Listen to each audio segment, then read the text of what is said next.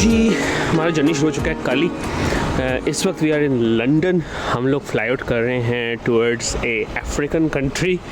और ये देख लो यहाँ के हालात, बर्फ़बारी होती रही है रात को और इस वक्त -6 टेम्परेचर है। We are going to Egypt, but we are not going to go home now. We are not? Nope. शोर वगैरह आपको सुनाई दे रहा है पीछे। अभी हम आगे जहाज़ में बैठे हैं, बोर्डिंग हो चुकी है कंप्लीट, सब कुछ बड़ा टाइमली शाइमली हुआ। हम लोग लास्ट बंदे थे जो पहुँचे हैं गेट पे। अभी बस थोड़ी देर में जहाज़ चालू हो जाएगा।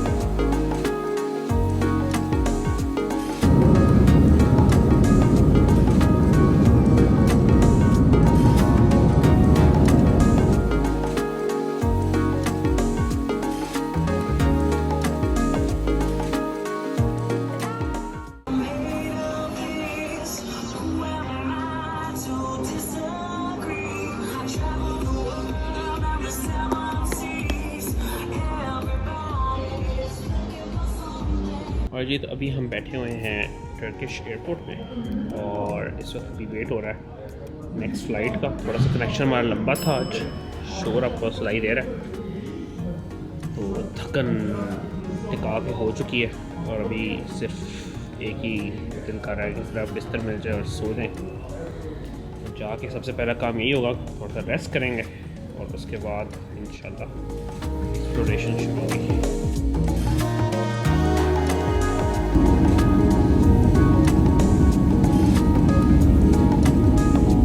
तो जी कल हम पहुंचेंगे रात के 3 बजे। उसका हम होटल पहुंचे हैं। होटल से वो एयरपोर्ट से होटल तक आई हैड बुकड एक कार booking.com से ही। उसमें कोई मसला नहीं हुआ, बिल्कुल स्ट्रेट फॉरवर्ड पहुंचाया है। चेक इन में भी कोई मसला नहीं हुआ।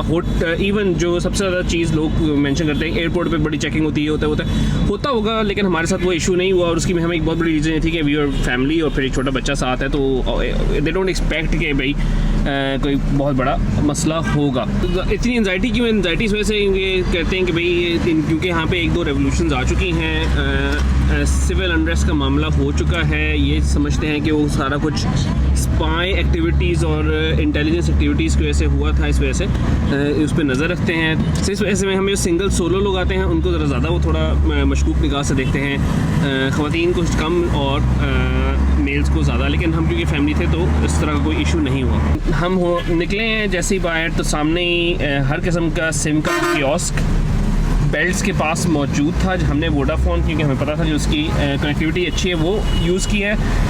वोडाफोन की सिम ली है। इत्तिसालात भी थी और ऑरेंज भी थी और एक आधी और भी थी, जिसका मुझे नाम भूल गया। लेकिन मैं पहले से डिसाइड करके आया था आई वुड बाय वोडाफोन, क्योंकि उसकी कनेक्टिविटी अच्छी है। थोड़ा सा एक्सपेंसिव है लेकिन बस आप कर लेते हो थोड़ा बहुत, ठीक है।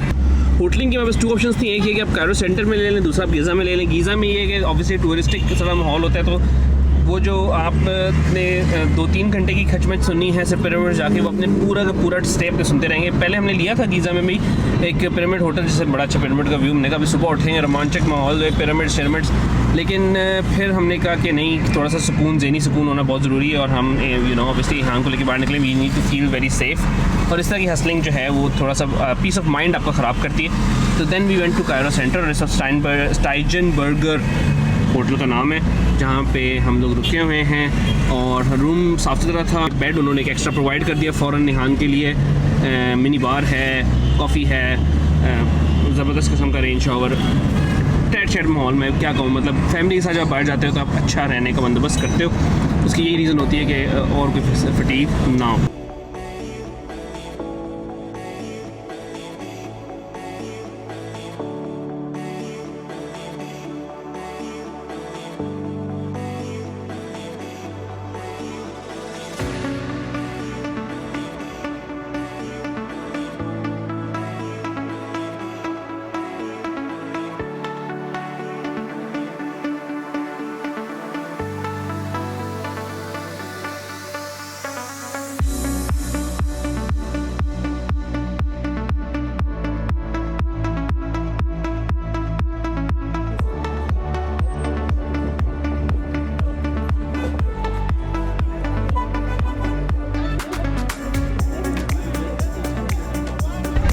ऑलराइट, तो जी अभी हम आए हैं इजिप्ट में कायरो। पिरामिड्स आपको मेरे पीछे नज़र आ रहे हैं, बैकग्राउंड में शोर भी आपको आ रहा है व्यापारियों का।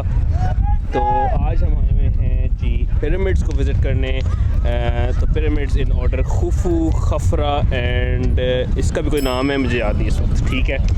तो कहानी कुछ इस तरह है कि आज से कोई तकरीबन कोई 5-6 हज़ार साल पहले तो बादशाह हज़ार जब फौत होते थे ना, तो उनको बड़ी लालच होती थी। वो कहते थे कि भाई हमारा माल और हमारा जिस्म जो है ना उसको कुछ ना हो। तो उन्होंने क्या किया कि ये बड़ी बड़ी इमारतें बनाई, ठीक है।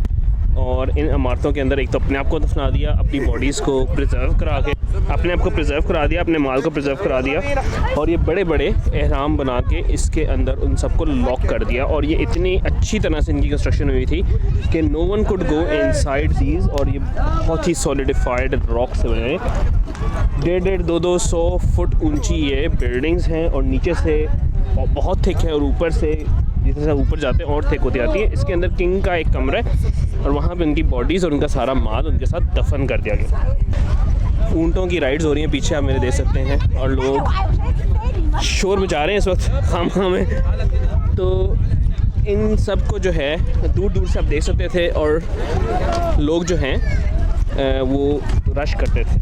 तो वो जो सबसे पीछे आपको पिरामिड नज़र आ रहा है, दैट इज़ खुफू पिरामिड, जिसको कहा जाता है फादर।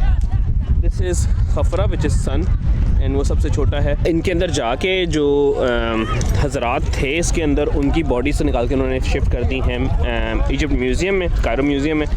और माल पहले से ही सब कुछ चुरा के जा चुके हैं, और बाकी जो बचा है वो ये स्ट्रक्चर बचा। काफ़ी अर्से तक the remain wonders of the world, क्योंकि इतने बड़े ह्यूज पत्थर हैं, एक आदमी के साइज़ का एक पत्थर है। और ये किसी को समझ नहीं आई कि कैसे किसी ने एक पत्थर उठा के इतने सारे पत्थर, मिलियंस में पत्थर लेके पिरामिड्स कंस्ट्रक्ट किए, वो भी आज से 5-6 हज़ार साल पहले, जब इस तरह की टेक्नोलॉजी एग्जिस्ट ही नहीं करती थी।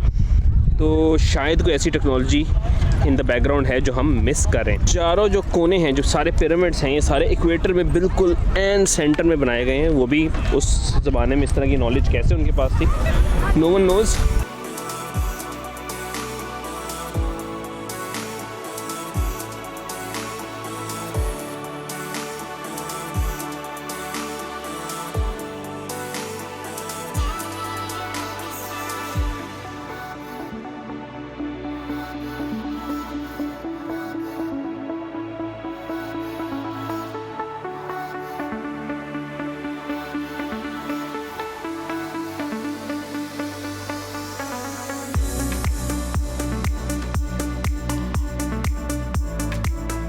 अभी हम आए हैं टूर पे।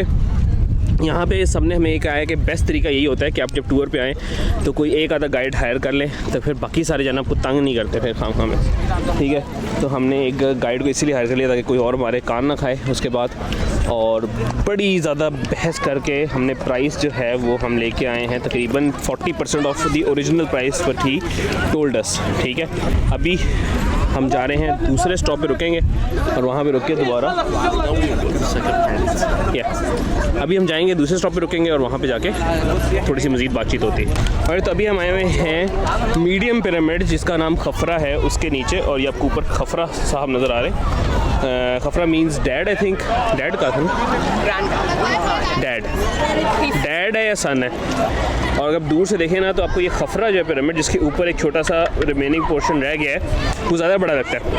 इसकी रीज़न ये है कि ये जो है पिरामिड है ना, ये थोड़ी सी एलिवेशन पे बना हुआ है, और जो खुफा है that is not an elevation, तो उसकी बेस थोड़ी नीचे करके है। लेकिन असल में that is massive and this one is smaller, slightly smaller. लेकिन मैं कहता हूँ स्मॉलर, उसका मतलब ये नहीं है कि बिल्कुल छोटा है, थोड़ा सा छोटा है उसके मुकाबले में। तो इसकी अगर आप टॉप पे देखें, अगर मैं आपको जूम करके शायद थोड़ा सा दिखा सकूँ, तो थोड़ा सा पोर्शन आपको जो मेरे पीछे नज़र आ रहा है, बाकी that is very smooth, very plain, और उसके नीचे सारे पत्थर वगैरह हैं, रॉक्स हैं। उसकी रीज़न ये है कि पहले जो थे सारे के सारे पिरामिड्स उन्होंने लेपे हुए थे लाइमस्टोन से, और ये बिल्कुल स्मूथ होते थे इन द पास्ट। लेकिन जैसे जैसे टाइम गुजरता गया और बारिशों से, मौसम से और लोगों की वजह से वो सब कुछ बहता गया, तो अब सिर्फ ये पत्थर जो कि इसकी बेस हैं वो बचे। और अब आप जिस तरह से आप पिरामिड के करीब आते जाते हैं, पता चलता है कि पत्थरों का साइज़ और इसका स्केल क्या है।